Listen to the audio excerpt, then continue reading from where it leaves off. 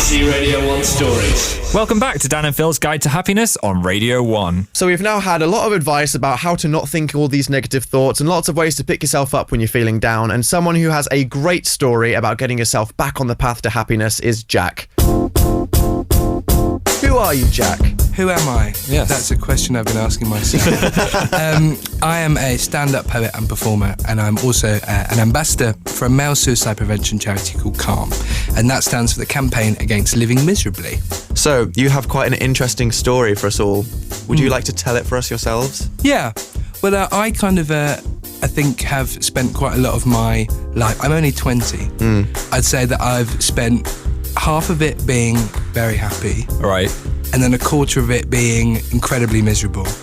And then the next quarter trying to kind of get back to being happy. Okay. So I feel like in a short space of time, it's really gone from one extreme to the other. You know, I had a really, really lovely childhood, but when I was 15, my father passed away quite suddenly of cancer. It's a child's worst nightmare, really, to lose a parent and to lose that person who, you know, is your predominant source of support. Yes. So for me, it was kind of like having a really, really nice childhood in a lovely London suburb to then kind of being at home and comfort eating and sitting on the sofa in my pants watching Loose Women. Yeah. That's the lowest point. You know, that's the bleak reality of bereavement. Yeah. So, yeah, being 15 is a really confusing time anyway. Yeah. So how did this affect your life? I became very hesitant to communicate with people and be around people. You know, it's very like menial things. You know, if somebody's come into school and they're complaining that it's raining and they've trod their Uggs in a puddle, Yeah. that I have no sympathy. And then it got to a point where I thought the only way that I could actually live life is to accept that everybody goes through different experiences and at different periods of their life, and kind of accepting and not comparing yourself to other people, not contrasting what your life is to somebody else's, and almost embracing what's happened to you is quite a key part of happiness. And I say embracing in that, for me, I found humour as a really, really great remedy. I think throughout the whole process of bereavement, writing was a really great form of catharsis, and that's what I tried to do with C.A.L.M, is to promote to more young men to use creative expression and writing as a form of self-help and acceptance. Yeah. And so I eventually found myself joining the Roundhouse to do a writing workshop, which was mainly around poetry. From there, it just became really obvious that comedy was the main thing that I was employing. Yeah. You know, throughout my time at school, people would feel awkward around me because I was the boy whose dad died. And to use comedy as an access point to be like, actually, I'm no different from you. I've had a very different experience, but we still find the exact same things funny.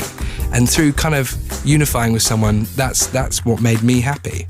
That's brilliant. So what other things helped you on your road to feeling more happy? Was it just your own realizations and knowing that you found this comedy so cathartic? Did you have friends or family or maybe any professional help? I found wagamamas. Which What was about really, wagamamas? Just the general... Well, chicken katsu curry, that's enough to cheer anyone up if they're going through a bleak time. Yeah. I mean, that's the most middle-class thing. I found wagamamas, guys. Can I just say, other restaurants, foods, and types of curry are available? No, I think I kind of just found acceptance. Yeah. You know, I really can't put it in any other way. It's about accepting that something rubbish has happened to you and thinking about all the other people that are going through rubbish experiences, because like it's a statistic that on average there are hundreds of children who lose a parent a day. Yes. Like, I felt the reason I kind of isolated myself from lots of people was because I felt like the only one going through that. But there's hundreds of children going through it, hundreds of young people, and actually if we stopped being so awkward about speaking about death and bereavement, then it would really help those 100 kids a day going through that. Because humour is really great at breaking down awkward barriers and starting conversations. Brilliant. Do you fancy performing a little piece for us? I wrote a poem called Before I Die. On one side of the stage, they had Before I Die, I Want To. And on the other side of the stage, they had Before I Die, I Need To. Yeah. So I kind of wrote a piece in response to that. Yeah. Should I read it? Yeah, yes. Let's go for it. Oh, and this poem does have a couple of naughty words in it, so if you're easily offended, please turn the volume down for a couple of minutes. Before I die, I want to eat Bounty bars in Quality Street just to be controversial. I want to star in my own less corny version of the Match.com commercial. I want to confront my fear of dogs so that I can strut around Hampstead Heath with confidence. I want to have children with really curly hair who instill fear in trainee hairdressing apprentices. I want to go at a Sainsbury's self-checkout till with a sledgehammer. I want to finally pull the emergency alarm lever on the Jubilee line.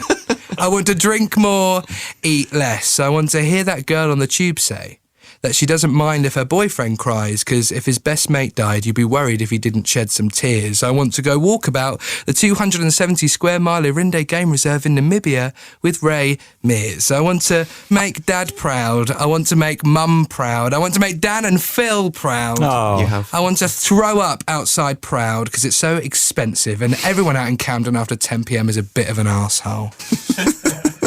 I want to learn sign language and communicate with people who have totally different stories to tell. I want to go into All Saints with a set of highlighters and colour in all their dull, bloody, monochrome, wanky clothes. I want to understand what the hell PPI even is. I want to see suicide not be the biggest killer of young men who are gay or have lost a parent or who feel that they are happiest when asleep. I want to be on the pink team of Supermarket Sweep. I want to hear my generation realise that the word frape is not okay. I want to hear my generation not describe things that are a bit lame with the word gay. I want to form a punk band called Sod the Limelight with Michelle from Destiny's Child and Barrier, the one who got chucked out the XX. I want to hear a Flow Rider song that doesn't sell sex. I want to experience proof of aliens, like in the Spice World movie, where Meatloaf drives the girls' tour bus and drops them all off for a slash, and they meet a group of Martians who tell them all that Jerry's going to quit next year. I want to meet Dad for a beer in a dream so I don't forget him. I want to get slim, but never walk into a gym. I want to finish off life full to the brim. But before I die, I just need to be happy. Oh, excellent. Thank you.